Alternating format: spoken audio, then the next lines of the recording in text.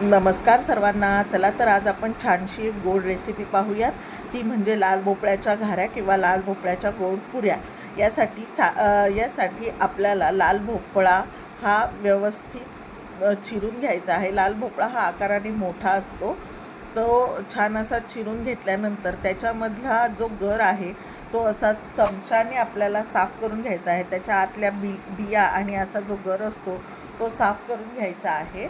साफ केल्यानंतर अशा प्रकारे ह्या फोडी दिसतील. त्याच्यानंतर काही जण लाल भोपळा हा किसून घेतात, परंतु मी येथे त्याच्या बारीक बारीक फोडी करून मग ते शिजवून घेणार आहे.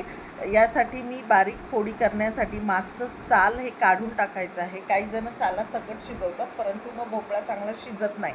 अशा प्रकारे तो साफ केल्यानंतर त्याच्या अशा बारीक बारीक फोडी करून घ्यायच्या आहेत. खाली दिल्याप्रमाणे आपण पाहू शकता. लाल भोपळ्याच्या घाऱ्या हा अतिशय सुंदर लागतात आणि 4 ते 5 दिवस प्रवासात नेण्यासाठी हा एक उत्तम पदार्थ आहे. खाली दिल्याप्रमाणे आपण पाहू शकता. अशा फोडी करून मी घेतल्या आहे.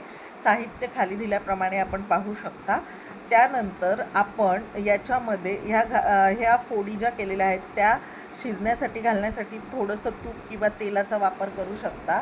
तुपावर किंवा तेलावर या फोडी घालायच्या आहेत. थोडंसं चवीला मीठ घालायचं आहे. मिठाने भोपळा छान शिजला जातो. आणि लक्षात ठेवा, यामध्ये कुठल्याही पाणी बाहेरून टाकायचं नाही आहे. भोपळ्याला जे शिजताना पाणी सुटेल त्या भोपळ्याच्या पाण्यातच तो भोपळा शिजवायचा आहे. बाहेरचा पाण्याचा वापर करायचा नाही आहे. त्यानंतर आपण पाहू शकता त्या भोपळ्याच्या फोडी अशा मऊ होतात झाकण ठेवल्यानंतर. त्यानंतर आपलं जे पावभाजीचं स्मॅशर आहे त्याने त्या छान दाबून घ्यायच्या आहेत. स्मॅशरमुळे भोपळ्याच्या फोडी एकजीव होण्यासाठी मदत होते. अशा प्रकारे आपण पाहू शकता. आणि आपण लक्षात ठेवायचं आहे की भोपळ्याचा पूर्ण पाणी आटल्यानंतरच त्यामध्ये गूळ टाकायचा आहे. भोपळ्यातलं पाणी आणि गूळ एकत्र लगेच टाकायचं नाही आहे. जोपर्यंत भोपळ्यातलं पाणी आटत नाही आहे तोपर्यंत ते चांगलं आटवून घ्यायचं आहे आणि मगच त्यात गूळ टाकायचं आहे. जवळजवळ मी 1 किलो भोपळ्याला अर्धा ते पाऊण किलो गूळ घेतला आहे. काही जण समान घेतात, परंतु भोपळा हा गोडच असतो म्हणून मी इथे अर्धा ते पाऊण किलो गूळ घेतला आहे. आपल्याला गोड आवडत असेल तर आपण जास्तही घेतला तरी चालतं. त्यानंतर गूळ टाकल्यानंतर 10 ते 15 मिनटात हे सारण तयार होतं. भोपळ्याचं असं सारण तयार होतं. त्याच्यानंतर ते पूर्ण थंड झाल्यानंतरच त्याच्यात गव्हाचं पीठ टाकायचं आहे. येथे मी पूर्ण थंड झालेला गर घेतलेला आहे आणि त्याच्यामध्ये मी वेलची पूड, गव्हाचं पीठ, तांदळाचं 3 ते 4 चमचा पीठ आणि डाळीचं 2 ते 3 चमचे पीठ घेऊन छान असा डो मी मळणार आहे. जर आपल्याला थोडंसं ओलसट वाटलं तर आपण पुन्हा गव्हाचं पीठ ॲड करायचं आहे. तांदळाचं आणि डाळीचं पीठ हे 2-3 चमचेच घ्यायचं आहे. त्यानंतर आपण पाहू शकता छान असा डो मी येथे तयार करून घेतलेला आहे.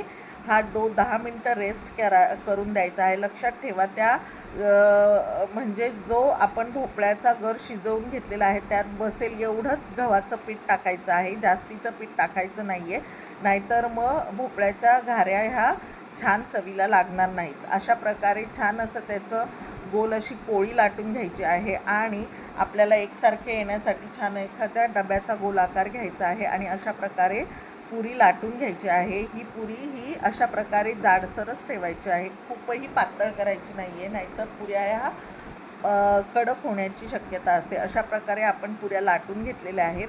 त्यानंतर येथे आपण तेल तापत ठेवलेलं आहे. लक्षात ठेवा, घाऱ्या तळताना तेल हे जास्तीचं गरम नसावं. ते स्लो टू मिडियम फ्लेमवर साधारण गरम करून घ्यावं, कारण खूप गरम असलं तर गूळ असल्यामुळे या पुऱ्या काळ्या होण्याची शक्यता आहे, म्हणजे करपण्याची शक्यता असतं. म्हणून मीडियम फ्लेमवरच या तळायच्या आहेत. अशा प्रकारे मी पुरी छान तळून घेतली आहे. आपण पाहू शकता की पुरी किती छान गोल टमटमीत फुगली आहे आणि तांदळाच्या पीठ टाकल्यामुळे जास्त तेलही पीत नाही आहे. अशा प्रकारे पुऱ्या तयार. अशा प्रकारे आपण पाहू शकता की पुरी ही किती छान मऊसूत झालेली आहे आणि छान अशी क्रिस्पी पण झालेली आहे. तेलही तांदळाच्या पिठामुळे कमी प्यायलेलं आहे आणि छान अशी टमटमीत फुगलेली आहे. अशा प्रकारे आपण या घाऱ्या नक्की करून पहा आणि माझा व्हिडिओ आवडला तर please like and subscribe. Thank you.